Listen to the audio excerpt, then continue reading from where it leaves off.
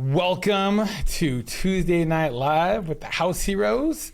I'm Ryan Lineker, and this here is the amazing Gabe Sanchez. Gabe Sanchez. Thank you guys for joining us. If it is your first time here, checking in with us, our goal is to educate and empower you so that you feel comfortable in all of your real estate transactions. Whether you're a first-time home buyer, you're a seller looking to list their property, maybe move up, move down, move out of town, we want you to have all of the data possible. So we do that here on Facebook, as well as our real estate daily videos on YouTube, Monday through Friday, with all of the latest in the real estate news. So if you really want to keep abreast, make sure you're following us and subscribed in YouTube as well. And then obviously between TikTok, which might be banned here one of these days, and Instagram, we bring you stories and things and tips and tricks really that we see as we're live in the trenches, working with buyers and sellers, showing them homes, helping them, achieve their goals of real estate, home ownership, sales, and investment. So definitely make sure you check us out on all of our channels. And if you are a first time here, please make sure you like and subscribe and give us a thumbs up if you're one of the regulars. We definitely appreciate it. So what are we going to be talking about today? Searching for the right home online. Chapter 4 of the Buyer's Guide. Yeah, so we're going to be going through our Buyer's Guide. And, I didn't put the link in this description, but if you're interested, do me a favor, and we are interactive here. So comment or DM us, and we will get you over that actual entire guide. So I want to make sure it's streaming properly. I don't see it on mine. I got it up on mine. Okay, you got it up on mine. All right, Yeah. mine's just slow.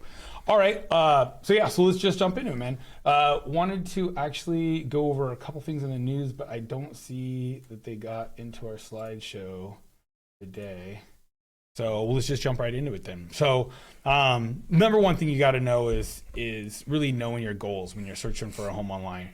When would you like to be in your house? So a lot of people, they're in leases and they're like, oh, my lease isn't up until November, but really you got to start months out from that. And then, really you got to kind of plan like, what is this? Everybody wants to look for their forever home, but really you should have realistic goals. Hey, is this going to be a 2-year, 5-year kind of term, 5-year, 10-year kind of term?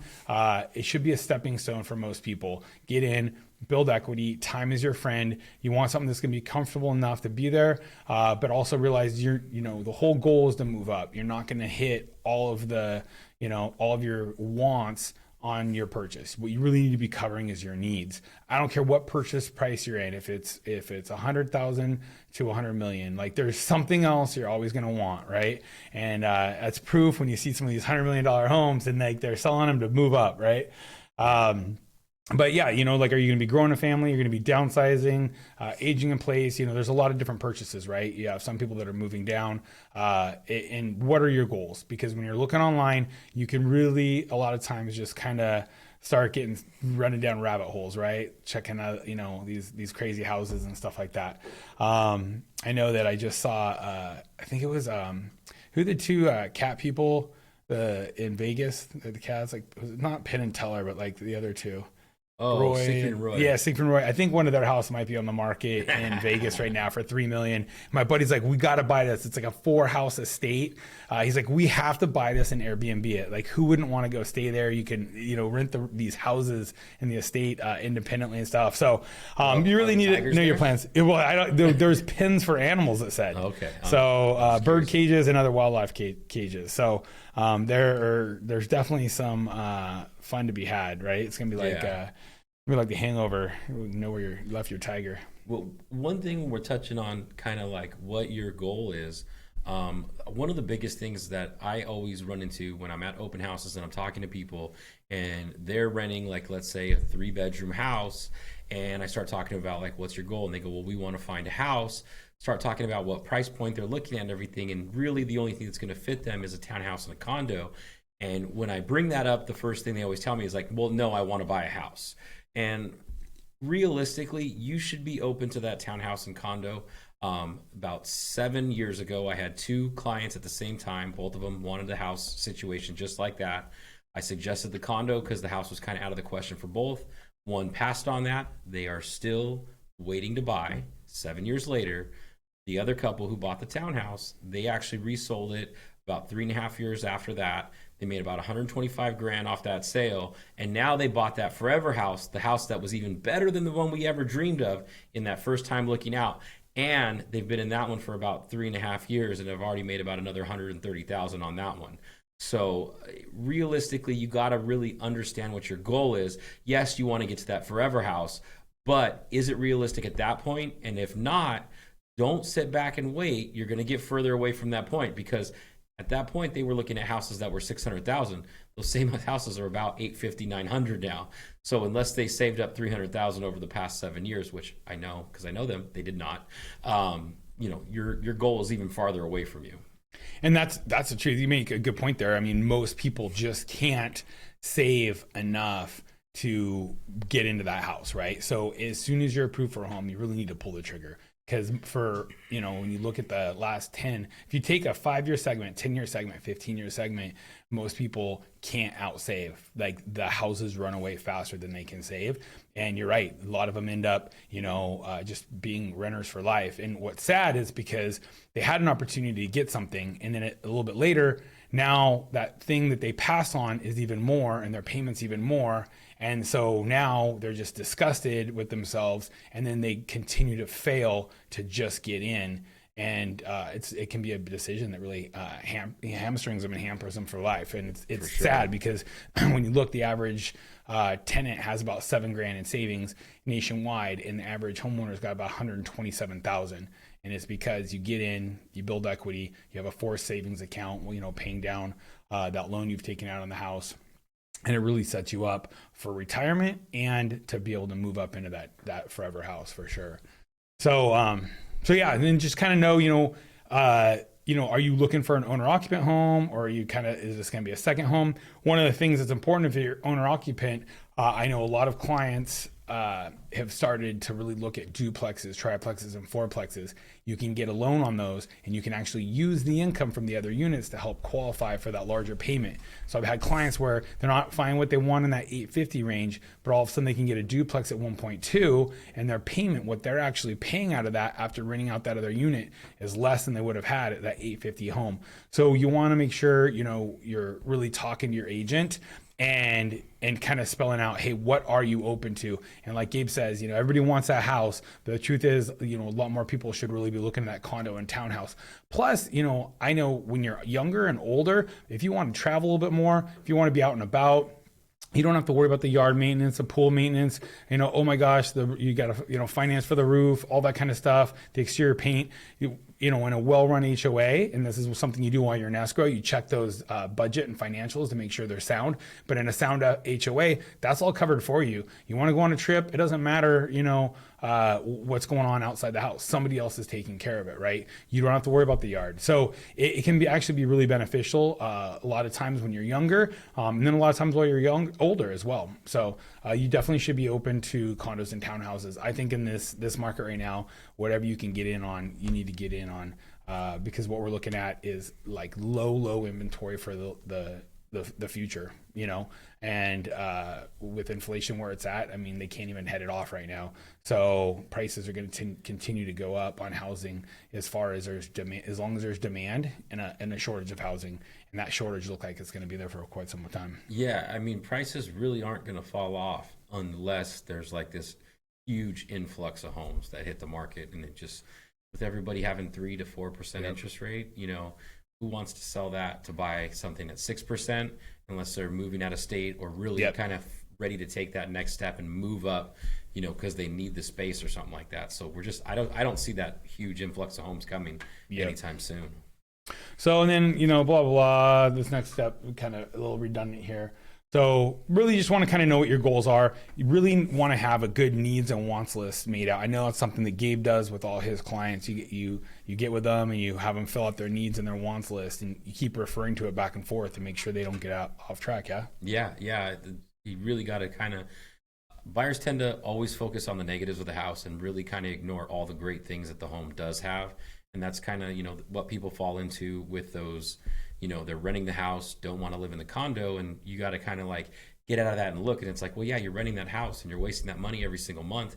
You could own your own townhouse, or you could own your condo, be building your future wealth instead of just digging yourself a deeper hole as you're, paying, basically making someone else some money. Yep. And then, so what you need to know is really, this goes back in our whole guide, is one is you should really, before you're looking for homes online, you should have already picked the right agent to be working with, and they should have gotten you with the lender. So you really know what price point. So this is chapter 4. We've already gone to 2 major things you really need to do when you're a first-time home buyer, or a buyer in general. You need to get with a good agent. You need to interview and pick that right agent. So you can go back and watch one, a prior video, or comment and below, and we'll get you our guide. We'll send you the PDF of our guide we wrote here. But once you've got those, that agent should have you up on an MLS search directly with the MLS. Irrespective, we know everybody's going to be on Zillow. They're going to be on Redfin. They're going to be on Realtor.com. They're going to be on all these clickbait sites. But what they have to remember is those are clickbait sites. Their goal is to get your information, get you to click on, oh, I want to see this home. Oh, I want more information. They are selling your information to realtors. The majority of those realtors it's going to are newbies. They work for a broker who's buying these leads from Zillow to give to their newbie agents because they don't know what they're doing, and they're learning on you. So you need to remember there's a good chance you're not getting, well, first of all, you're not going to be getting the listing agent. So I know a lot of you, my clients, they'll be like, oh, I just wanted to see what the listing agent would say on this. Well, let me call the listing agent. I'll 3-way call you in if you want to hear what I'm talking about. Yeah. But you're not going to get the listing agent by clicking on those sites, right? So you need to really realize that this is a lead generation. This is a clickbait site. They want you to click because they're making money off you. And so, we get hit up on these. I mean, how often, you used to say you get a lot of calls, right, Gabe? Oh yeah. I get people calling all the time saying like, oh, I found this on Zillow Truly. And I think I always tell them is they have algorithms to feature the properties that are going to get the most clicks. And it's funny because you put both these 2 things together on here, multiple listing service, graphic about how to find gems. Oh, funny thing I don't know where my graphics popped in on this. They didn't get put on, but yeah. Okay, where it says how to find gems, where you're not going to find them is Zillow, Truly, Realtor.com, and Redfin. And the reason being is they have an algorithm that's going to have all the properties with like 35 pictures, the guy who pays to be the premium and all that stuff. And those are the first houses you're going to see. I always tell my buyers, I said, you really want to find the deal? Find the listing with the worst pictures, because I guarantee you, I work with buyers a lot. And whenever I show them a listing that has terrible pictures, the first thing they say is, I don't want to see that. And guess what? Every other buyer is saying that they don't want to see it. That's where you're going to get your deal. But if you're trying to go Zillow, Truly, or Realtor, you're never going to see those. Those ones get buried because no one clicks them, no one likes them, no one spends on any time on them, and you're never going to see those. When I send them to my client from the multiple listing service, they go, I look at Zillow every day. How come I've never seen this one? I said, did you go to page 10? No. Yep. That's a great point. Yeah. And your agent, while they're setting you up on that MLS auto search, they should really be monitoring it as well. I know I just closed escrow. Really it was a month ago now, just almost 3 weeks ago now. And, but we just finally went back, did the keys, did some photos and stuff. And my clients reminded me that they didn't even see this on the MLS. I took it and I said, hey, this home looks like a true steal. Just get rid of, you just have to redo the carpet and paint. So check out everything else on it, needs and wants. And, they did, they went and saw it, and we fell in love with that house. All of us, I love that house. And they closed escrow, and he even mentioned like, you picked it out of the blue and said, hey, I think this is the one. And really that's what you should be looking for, is an agent who understands what you've been expressing as far as feedback. And that's why it's very important to really have feedback with your agent. When they ask questions, really think about it and give them true and honest feedback, because your agent sees thousands and thousands and thousands of homes in person all year, or at least they should. And so the more information you give them, the more they can really look out there and see what might you be missing, what is out there with bad photos, no photos, right? So they should be able to help pick those out for you. And you're right, Gabe, the algorithm, they push the ones that are going to get more traffic, that are going to get more views. And so you ain't going to find a gem looking on them, these clickbait sites, because they're going to push to you what everybody else is looking at. And, their goal is to even leave up properties that are really sold. So when you see the ones that are active under contract in the MLS, they're still showing them because they know, hey, that's a hot property. Somebody's already an escrow on it, but we're going to keep it on there to show you. Really, I drop those off on my client's interest list. So I've got active and coming soon, and that's it. That's all that's pushing out to them on their daily updates. That's all I'm looking at. When it goes pending, it's pulled off that list. We don't need to be worried about it anymore. When it's active under contract, they don't need to be worrying about it anymore. So they can really focus on what's truly available to them at that point in time. Well, and the other thing too, especially Zillow's the big one with this one. Half the listings you're going to see on Zillow say pre-foreclosure or something like that. And so I actually sold a house in Compton years ago, and I started getting random phone calls about this listing in Compton. And I said, no, we sold that house like 3-4 years ago. I don't know what you're calling for. And they go, well, it's showing up on Zillow. So I had to go to Zillow and take a look. And it turns out the people who had bought the house missed half a payment. They missed half a payment. They are nowhere near foreclosure. And to be honest, they missed half a payment and paid it before their next payment was due. But it did trigger the pre-foreclosure on Zillow. It stayed on Zillow as a potential listing pre-foreclosure for 7 months. I was getting phone calls. I finally had to call Zillow and say, take this down. And the worst part is it had the original list price that we sold it 3.5 years prior. It wasn't worth that anymore. It was another $150,000 at that point. Yeah, and that's what they want to drive their traffic. They actually got sued for that. There was a doctor or a lawyer, I think it was a lawyer, and it was Midwest, I feel like, and they said pre-foreclosure on that one. And what they did is they drew so much traffic, to looking at his house. It was a smaller town. Everybody knew who he was. They're looking up public records, seeing that this guy who's supposed to be a prominent attorney or doctor is losing his house, but he wasn't. He was completely current with his payment. They had bad data, and they got sued over it and lost some big money. So, they have their data on there, again, just to drive traffic. You need to keep that in mind. So the data that's out there is just, it's wrong regularly.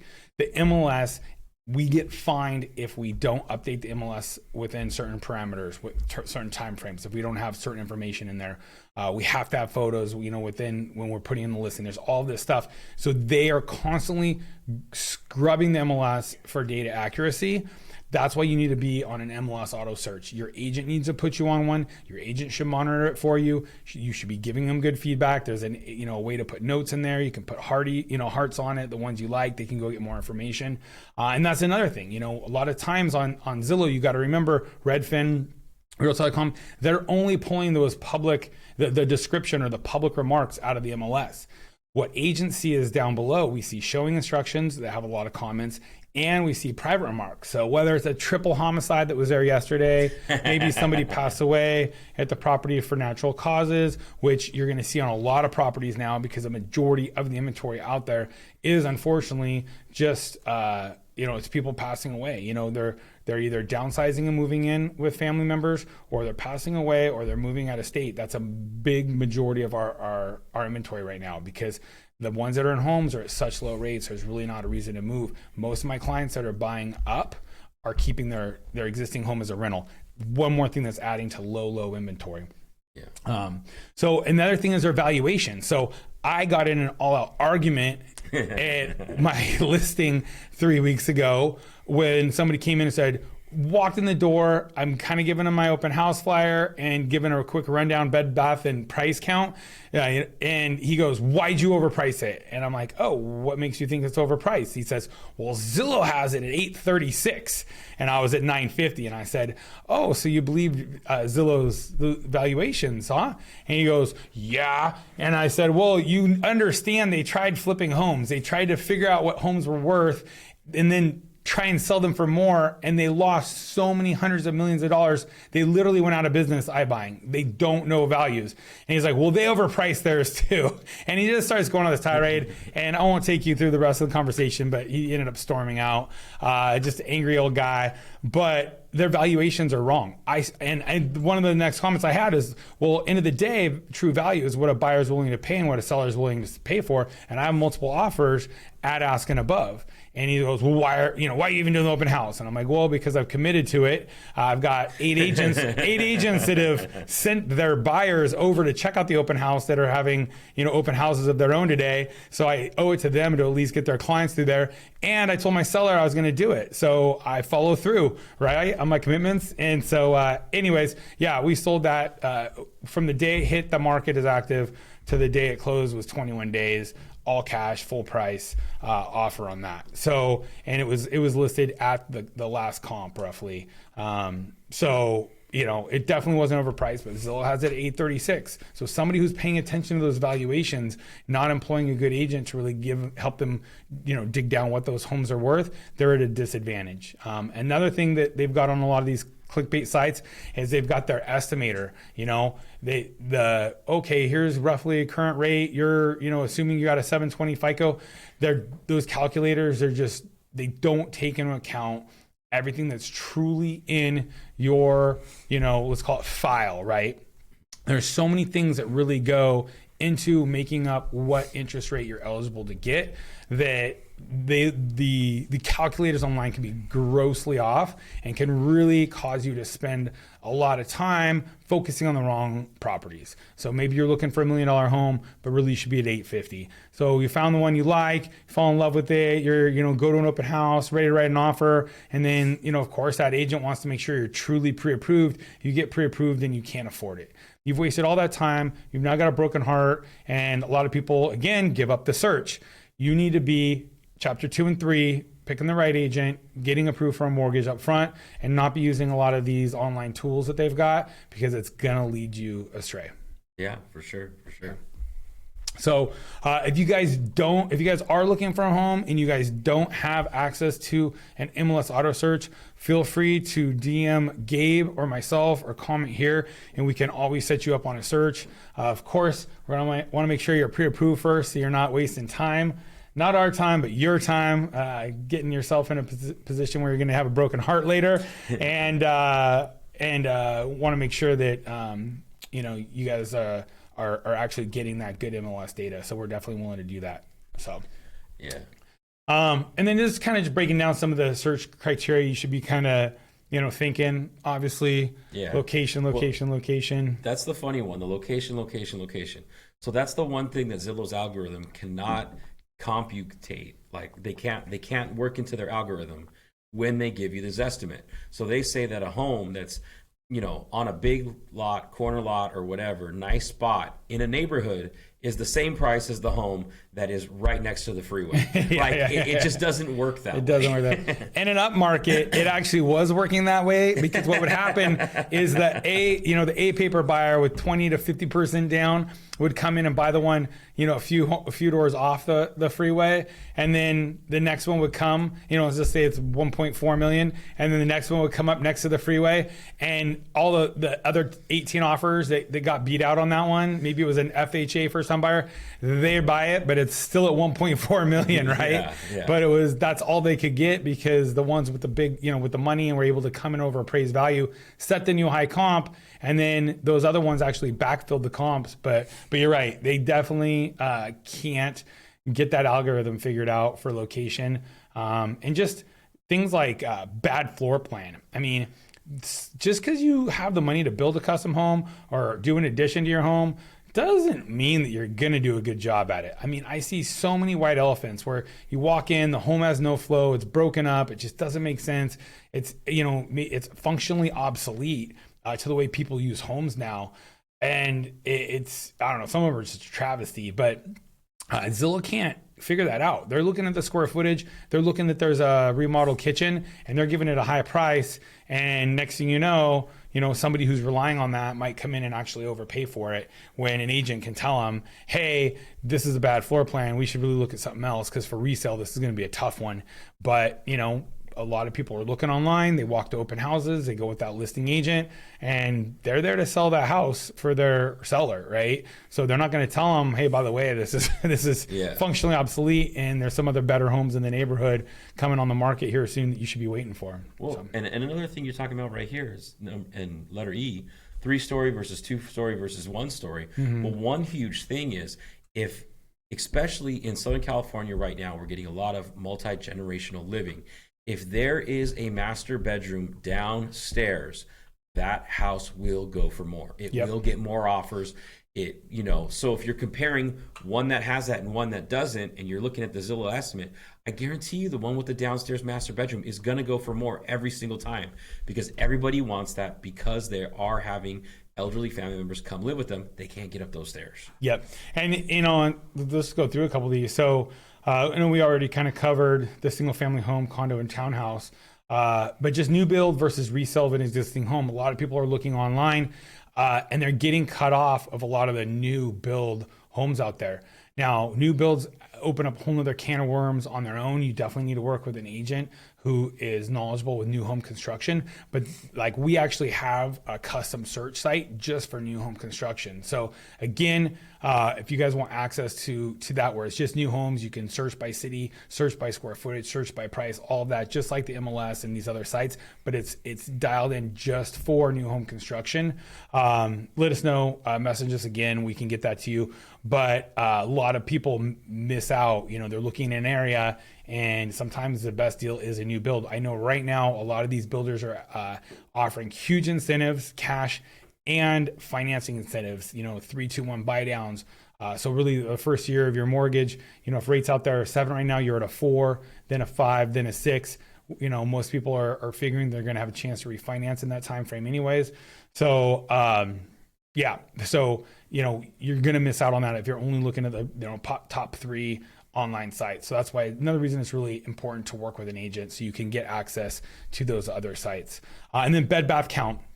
A lot of people are like, well, I just need a 1-bedroom now. Well, if you can afford that 2-bedroom, you are really better off doing the 2-bedroom. If times get tight, you can rent out that room. I know it might not be something you want to do, but you got to think of, a backup plan, a plan B if things get tight, right? Maybe you lose your job. It's a good thing to go with that larger home. Plus, in a down market, when there's a lot of inventory out there, it's always going to be easier to sell the higher bed count properties.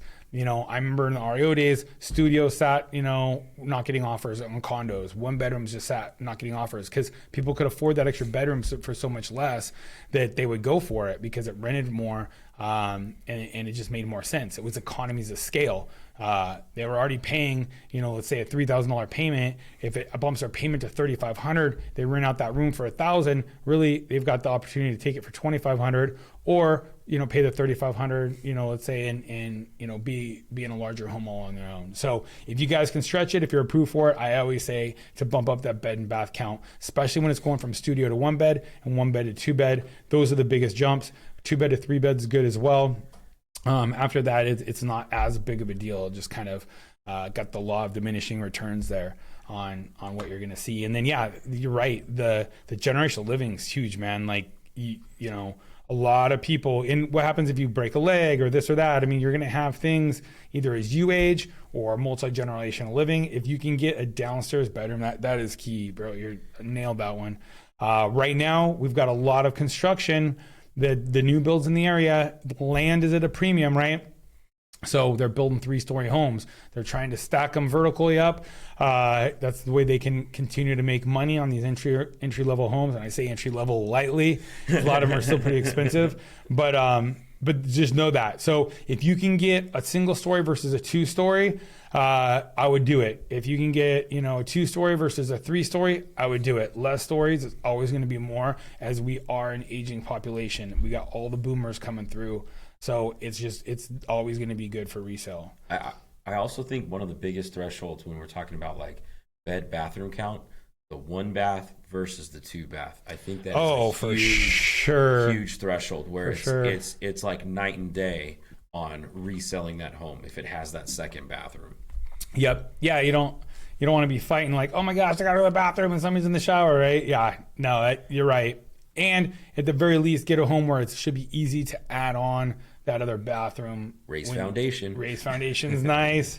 Get good floor plan in the backyard, all of that. So, and those are things that your agent can really help you with. And so that's why, again, you just want to be working with the experienced agent. And then lot size, if you can get a larger lot, great.